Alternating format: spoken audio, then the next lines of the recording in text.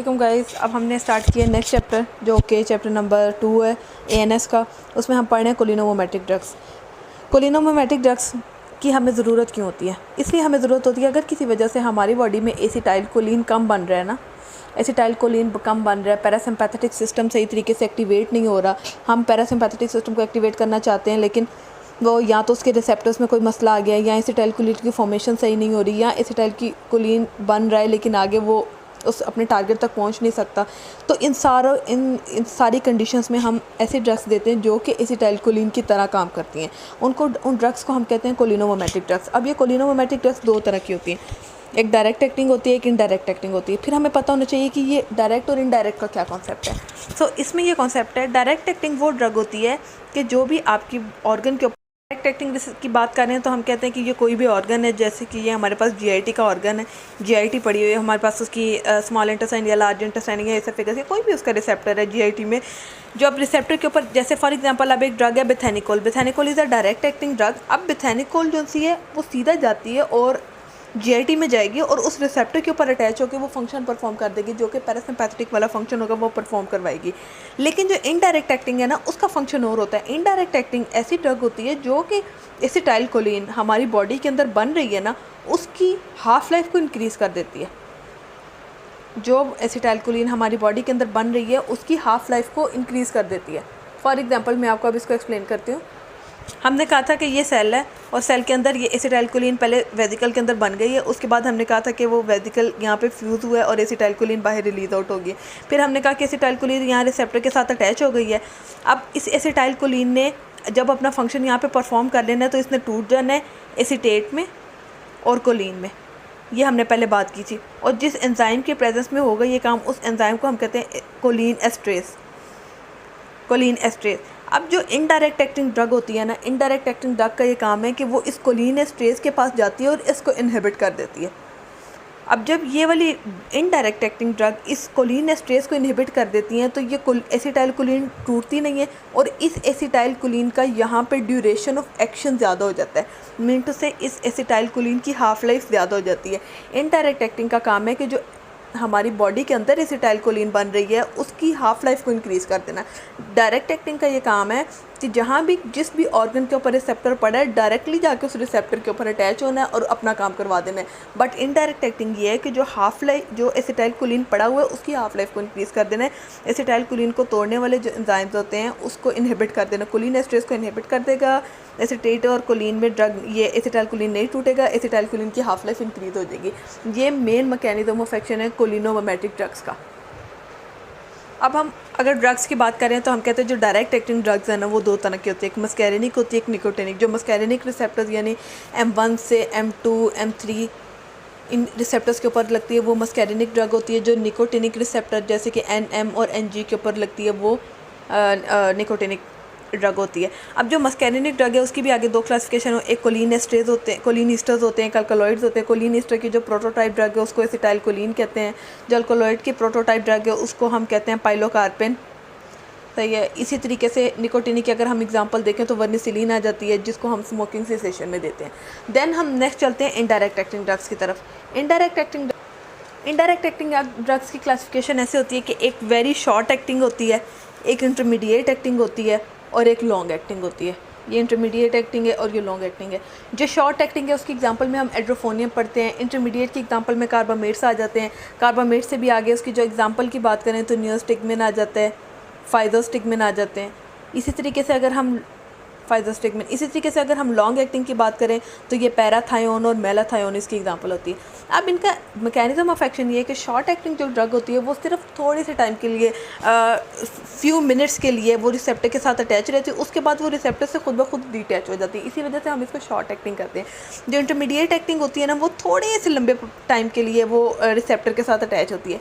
लेकिन जो long acting drug है ना उसका ये काम होता है कि ये रिसेप्टर के साथ, ये जैसे लॉन्ग एक्टिंग ड्रग लगी हुई है ये रिसेप्टर के साथ अटैच है। अगर तो ये अटैच है स्टार्टिंग में हम कोई एंटीडोट दे देंगे तो ये इधर से डिटैच हो जाएगी। लेकिन अगर थोड़े से टाइम ये पड़ी रहेगी इसकी एजिंग हो जाएगी और अगर हम उसके बाद इसको कोई भी हम एंटीडोट देते हैं तब ये इसको इरिवर्सिबली बाइंड कर देगी।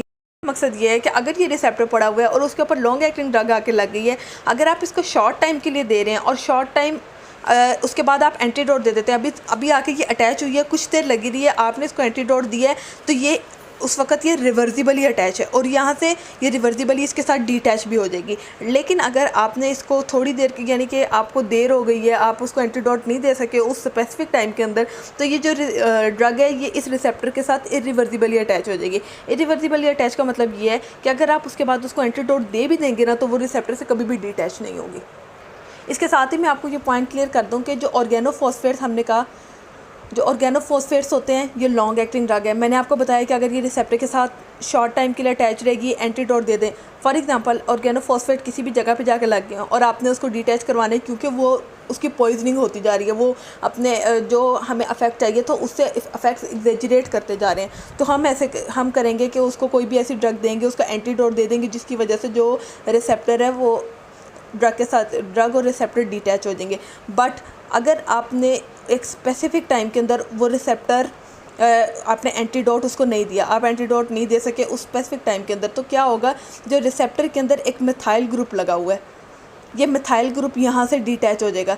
जब रिसेप्टर के ऊपर से मिथाइल ग्रुप उतर जाएगा ना, डिटैच हो जाएगा, तो ये जो ड्रग हमने दी थी ऑर्गेनोफॉस्फेट, ये इस रिसेप्टर के साथ इरिवर्सिबली बाइंड कर देगी।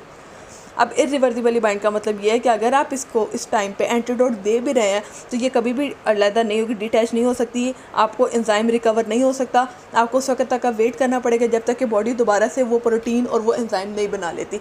इस प्रोसीजर को हम ऑर्गेनोफॉस्फेट की एजिंग कहते हैं। ये एजिंग वाला कॉन्सेप्ट मैंने आपको यहाँ पर क्लियर करवाया। अगर हम एड्रोफोनियम की बात करें तो एड्रोफोनियम को हम यूज़ करते हैं, एड्रोफोनियम का इंजेक्शन यूज़ होता है कोलिनर्जिक क्राइसिस और मिस्थेनिया क्राइसिस को डिफरेंशिएट करने के लिए।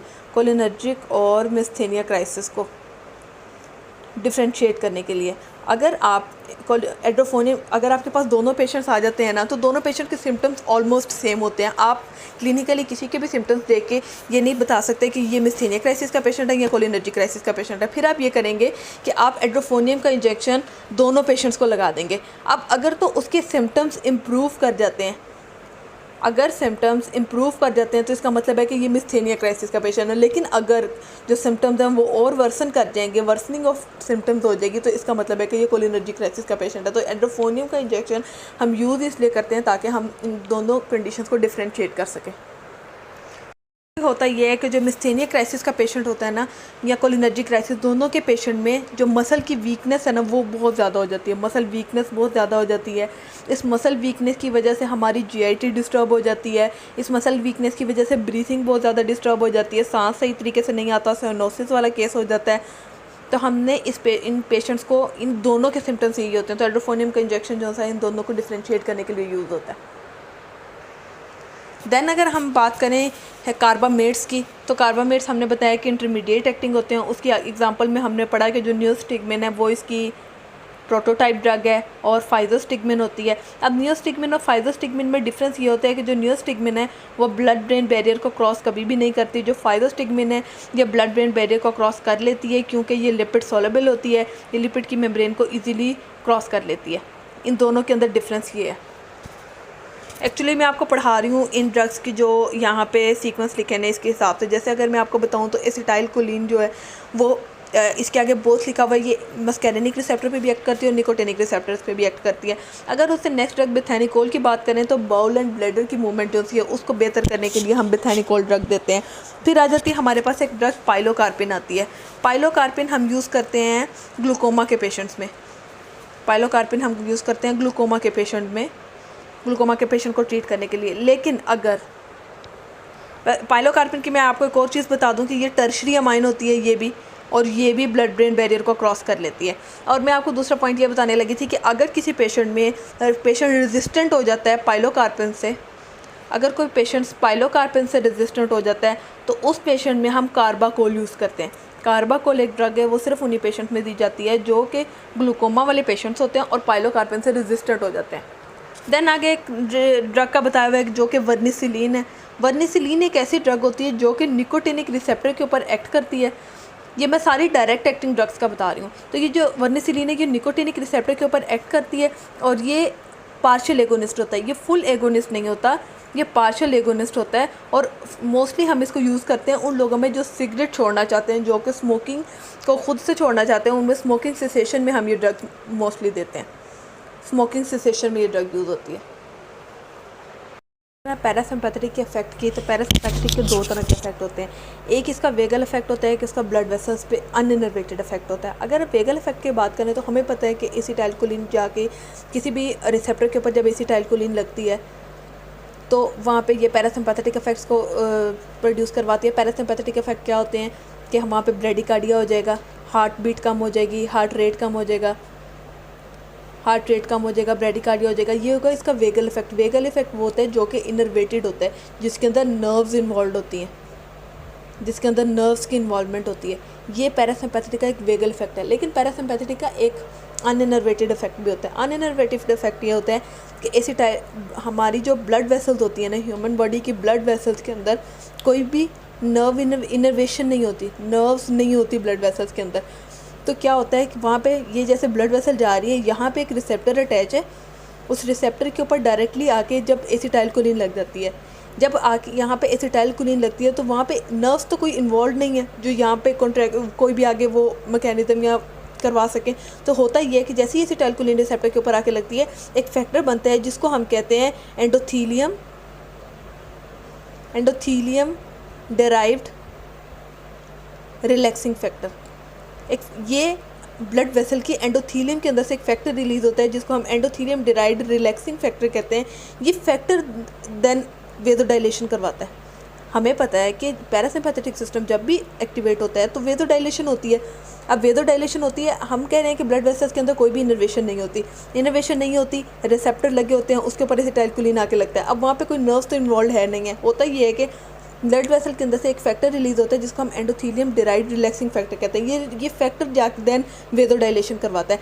अब जब ये वेज़ोडाइलेशन करवाता है ना डायरेक्टली, तो वेज़ोडाइलेशन इतनी ज़्यादा होती है कि जिसकी वजह से बॉडी के जो कंपनसेटरी इफेक्ट है ना, जो कंपनसेटरी इफेक्ट है वो एक्टिवेट हो जाता है और वो वेज़ोडाइलेशन की वजह से जो ब्लड प्रेशर बहुत ज़्यादा नीचे चला जाता है, वो कंपनसेटरी इफेक्ट इस ब्लड प्रेशर को नॉर्मल पे लाने के लिए टैकीकार्डिया करवा देता है।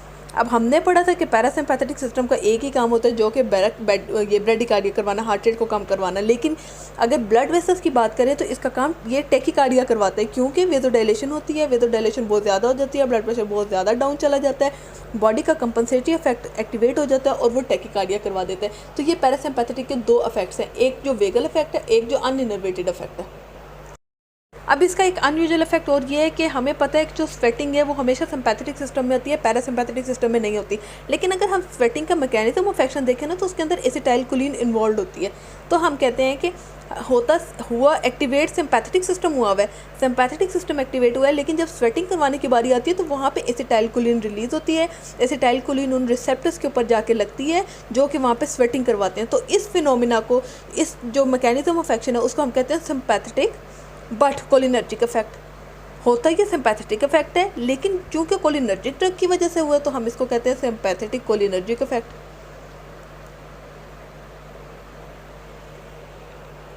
नेक्स्ट पॉइंट ये है कि अक्सर क्वेश्चन आ जाते हैं कि क्लिनिकल यूजेस बताएं कोलिनर्जिक ड्रग्स के। तो कोलिनर्जिक ड्रग के क्लिनिकल यूजेस में हम अगर प्रॉफ के पॉइंट ऑफ व्यू से अच्छा क्वेश्चन अटैम्प्ट करना चाहते हैं ना, तो आप एक तरफ उसकी डिजीज़ लिखते हैं, देन आगे आप उस ड्रग को मेंशन करते हैं जो भी उस डिजीज़ में यूज़ हो रही है। जैसे कि ग्लूकोमा के पेशेंट में हम पाइलोकार्पिन यूज़ करते हैं। अगर मैंने पहले भी ये बताया कि अगर तो ग्लूकोमा का पेशेंट पाइलोकार्पिन से रेजिस्टेंट हो जाए तो हम कार्बाकोल यूज़ करते हैं उस पेशेंट में। देन अगर किसी को बाउल एंड ब्लैडर की कोई भी डिजीज़ है तो हम उसमें, यानी बाउल एंड ब्लैडर की वो हो गया है, पैरालिसिस हो गया, तो उसमें हम बेथेनिकोल यूज़ करेंगे। अगर किसी ने स्मोकिंग सेसेशन में यूज़ करनी है तो वर्निसिलिन यूज़ करेंगे। मिस्थेनिया ग्रेविस का पेशेंट आ गया, लेकिन अगर भी न्यू पेशेंट है, उसको पहले से कोई मिस्थेनिया ग्रेविस की उसकी हिस्ट्री नहीं है, तो हम उसको नियोस्टिगमिन देंगे। लेकिन अगर उसकी पहले से कोई हिस्ट्री है मिस्थेनिया की और वो कोई ना कोई ड्रग ले रहा है, लेकिन उस ड्रग से अब उसको कोई फ़र्क नहीं पड़ा, तो हम उसको फाइजोस्टिगमिन देंगे, क्योंकि उसमें भी CNS इन्वॉल्व हो। तो फाइजोस्टिगमिन ब्लड ब्रेन बैरियर को क्रॉस कर लेता है और CNS का कोई इफेक्ट होगा तो उसको भी ख़त्म कर देगा। तो स्केलेटल मसल पैरालिसिस में यूज़ होती है, उसमें जो ड्रग यूज़ होती है उसको हम सक्सिनाइलकोलिन कहते हैं। इसी तरीके से ये बताने का मकसद ये कि कोलिनर्जिक क्लिनिकल इफेक्ट्स आ जाते हैं अक्सर कोलिनर्जिक ड्रग्स के, तो उसके अंदर हमने एक तरफ डिजीज़ लिख देनी है, आगे हम उसकी ड्रग लिख देंगे स्पेसिफाई करके कि इस ड्रग में ये यूज़ होती है, इस डिजीज़ में ये ड्रग यूज़ होती है। इसके सिम्टम्स को एक दफ़ा बुक से देखें तो हम कहते हैं कि जो CNS के ऊपर इफेक्ट ये होता है कि ये मूड को एलिवेट कर देता है, मूड को बेहतर कर देता है, CNS को एक्टिवेट कर देता है। पैरासिम्पैथेटिक सिस्टम है ना, पैरासिम्पैथिक का मतलब ये है कि बॉडी ने रिलैक्स करना है। रिलैक्सिंग कंडीशन ये होती है कि आपका मूड अच्छा हो जाए, आपके बेहतर हो जाए। देन अगर हम इसके आई के ऊपर इफेक्ट देखेंगे तो हम कहेंगे कि ये म्योसिस करवा देता है। म्योसिस का मतलब ये है कि ये प्यूपल को वो करवा देता है, कॉन्स्ट्रिक्ट करवा देता है। प्यूपल के कॉन्स्ट्रिक्ट होने का प्यूपल कॉन्स्ट्रिक्ट हो जाता है और ये स्फिंक्टर मसल्स ऑफ आइरिस की वजह से होता है। आइरिस के मसल्स कॉन्ट्रैक्ट हो जाते हैं जिसकी वजह से म्योसिस होती है और उस म्योसिस में ही हम ये कहते हैं कि जो प्यूपल है वो हमारा कॉन्स्ट्रिक्ट हो गया। देन अगर सिलरी मसल्स के ऊपर इसका एक्शन देखें तो ये साइक्लोस्पैज़म एक ये बहुत इंपॉर्टेंट है। अक्सर हमारे प्रॉफ का MCQs भी ये पूछा जाता है कि पैरासिम्पैथेटिक सिस्टम के एक्टिवेट होने की वजह से अकोमोडेशन ऑफ नियर, यानी कि आप नज़दीक का देख सकते हैं, नियर ऑब्जेक्ट्स को देखने के लिए हमारी आइज़ जो अकोमोडेट करती हैं उसको साइक्लोस्पैज़म कहते हैं। अगर हम इसका हार्ट के ऊपर इफेक्ट देखें तो हम कहते हैं कि हार्ट के ऊपर सारे ऐसे इफेक्ट होंगे जिसके अंदर बॉडी रिलैक्सिंग कंडीशन में जा रही है, हार्ट रेट डिक्रीज़ हो जाएगा, कॉन्ट्रैक्टिलिटी डिक्रीज़ हो जाएगी और कॉन्ट्रैक्टाइल फोर्स डिक्रीज़ हो जाएगी। अगर ब्लड वेसल्स की बात करें तो हमने पहले ही पढ़ा कि ब्लड वेसल्स के अंदर वेज़ोडाइलेशन करवा देता है। अगर ब्रोंकाई की बात करें तो नॉर्मली ये ब्रोंको कंस्ट्रिक्शन करवाता है, ब्रोंकाई के मसल्स को कॉन्ट्रैक्ट करवाता है। अगर GIT की बात करें तो ये स्मूथ मसल्स की कॉन्ट्रैक्शन करवा के पेरिस्टाल्सिस को ज़्यादा कर देता है, क्योंकि पैरासिम्पैथेटिक सिस्टम है ना, GIT ने अच्छे तरीके से काम करना है तो पेरिस्टाल्सिस ज़्यादा हो जाएगी ऑब्वियसली। अगर हम इसका यूरिनरी ब्लैडर के ऊपर देखें तो ये ब्लैडर की मूवमेंट को भी फास्ट कर देता है। और टॉक्सिसिटी की बात करें तो वो दो तरह की होती है, मस्कैरिनिक की भी हो सकती है, निकोटिनिक की भी हो सकती है। अब टॉक्सिसिटी में ये होता है कि जो भी ड्रग हम दे रहे हैं अगर वो अपना एक्शन कर रही है लेकिन उस एक्शन को बहुत ज़्यादा कर रही है, ज़रूरत से ज़्यादा कर रही है, तो वो उसकी टॉक्सिसिटी में आ जाता है, यानी एग्जैजरेटेड या एक्सेसिव एक्शन को कहते हैं। फॉर एग्जांपल अगर हम GIT की बात करें तो हम बेथेनिकोल ड्रग देते हैं GIT की मूवमेंट को अच्छी करने के लिए, यानी पैरालिसिस का जो पेशेंट होता है उसके अंदर GIT की मूवमेंट को बेहतर करने के लिए, पेरिस्टाल्सिस बेहतर करने के लिए हम बेथेनिकोल देते हैं। लेकिन अगर बेथेनिकोल बहुत ज़्यादा काम करने लगी है, हमने ड्रग ज़्यादा ले ली है, तो उसकी वजह से ये होगा कि पेरिस्टाल्सिस बहुत ज़्यादा हो जाएगी, जितनी हमें चाहिए उससे ज़्यादा हो जाएगी। उसकी वजह से क्या होगा, डायरिया की कंडीशन हो जाएगी। अगर इसी तरीके से किसी भी पेशेंट को यूरिनरी ब्लैडर में कोई भी इशू चल रहा है, कोई भी उसको प्रॉब्लम है, उसको हम उससे रिलेटेड बेथेनिकोल ही हम ज़्यादातर तो देते हैं ब्लैडर की कंडीशंस के लिए भी। तो अगर ब्लैडर की पॉइजनिंग हो गया तो वहाँ पे हमारा जो यूरिनरी सिस्टम पे हमारा पूरा कंट्रोल नहीं रहेगा। अगर हम इसको ब्रोंकाई में वो एस्थमा के पेशेंट ले लेते हैं तो ब्रोंको कंस्ट्रिक्शन हो जाएगी, उनको ब्रीदिंग की डिफ़िकल्टीज़ हो जाएंगी। देन अगर हम जैसे हमने ड्रग दी थी पैरासिम्पैथेटिक में, हमें पता है वेज़ोडाइलेशन होती है, तो वेज़ोडाइलेशन अगर एक्सेसिव हो जाती है, एक्सेसिव वेज़ोडाइलेशन की वजह से होता है कि ब्लड प्रेशर सडनली वो हो जाता है, डाउन हो जाता है, ब्रेडिकार्डिया की कंडीशन हो जाती है, तो हमारी बॉडी के कंपनसेटरी इफेक्ट एक्टिवेट होते हैं और उधर टैकीकार्डिया करवा देते हैं। लेकिन वो टैकीकार्डिया हमें तो पहले ही उसकी पैरासिम्पैथेटिक को एक्टिवेट करने की जरूरत है। अगर टैकीकार्डिया हो जाएगा तो ये वर्सनिंग कंडीशन है, ये उसकी टॉक्सिसिटी में आ जाएगा। इसी तरह अगर निकोटिन की टॉक्सिसिटी होती है उसमें पैरालिसिस हो जाता है, डिप्रेशन वगैरह हो जाते हैं। देन एक पॉइंट लिखा हुआ है इसकी टॉक्सिसिटी में कि जो मशरूम्स होते हैं ना उसके अंदर अल्कोलॉइड्स बहुत ज़्यादा होते हैं। तो अगर हम किसी वजह से मशरूम ज़्यादा ले लिए, हमने ज़रूरत से ज़्यादा खा लिए तो मशरूम की पॉइजनिंग हो जाती है। फिर हम उस मशरूम की पॉइजनिंग को हम एक्चुअली पैरासिम्पैथेटिक की पॉइजनिंग में ही काउंट करते हैं। उसमें नोज़िया, वोमिट, डायरिया, ये सारी उसकी जो सिम्टम्स है ये अपीयर होना स्टार्ट हो जाती हैं। डायरेक्ट एक्टिंग के क्लिनिकल यूजेस की बात करें तो हम पहले जब कोलिनर्जी के क्लिनिकल यूजेस पढ़े हैं तो उसके अंदर हमने मोस्टली तो ये सारों का जिक्र कर दिया, लेकिन अगर आप अलहदा से दोबारा देखना चाहें तो ये कि अल्जाइमर की डिजीज़ के अंदर हम ये इनडायरेक्ट एक्टिंग ड्रग्स को ज़्यादातर देते हैं और जिनको जो देते हैं वो रिवर्स्टिगमिन और जिलेंटामाइन वगैरह ड्रग्स हैं। और ये वाला प्रॉफ का क्वेश्चन भी है, जो अल्जाइमर की डिजीज़ अक्सर अल्जाइमर डिजीज़ की जो ड्रग्स हैं वो अक्सर पूछी जाती हैं। मिस्थेनिया ग्रेविस का मैंने आपको पहले बताया कि अगर इनिशियली पेशेंट आ रहा है, उसको फर्स्ट टाइम सिम्टम्स अपीयर हुए हैं तो हम न्यूस्टिगमिन देंगे। अगर क्रॉनिक पेशेंट है, पहले से कुछ ड्रग ले रहा है लेकिन वो उसके ऊपर अब असर नहीं कर रही, रेजिस्टेंट हो चुका है, तो हम फाइजोस्टिगमिन देंगे। इंसेक्टिसाइड के तौर पे हम इनडायरेक्ट एक्टिंग ड्रग्स को यूज़ करते हैं जिसमें पैराथायोन आ जाते हैं। हम मेडिसिन में बहुत सारी ड्रग्स को यूज़ करते हैं जैसे कि मेट्रिफोनेट आ जाता है। एड्रोफोनियम इंजेक्शन, एड्रोफोनियम का मैंने आपको पहले भी बता दिया, कोलिनर्जी को मिस्थेनिया क्राइसिस को डिफ्रेंशिएट करने के लिए यूज़ होता है। इसी तरीके से ये सारे इसके क्लिनिकल यूजेस आप वो जो कोलिनर्जिक ड्रग्स के हमने पहले जर्नल पढ़े हैं वो भी लिख सकते हो, आप ये वाले उसके अंदर ऐड करके भी लिख सकते हो।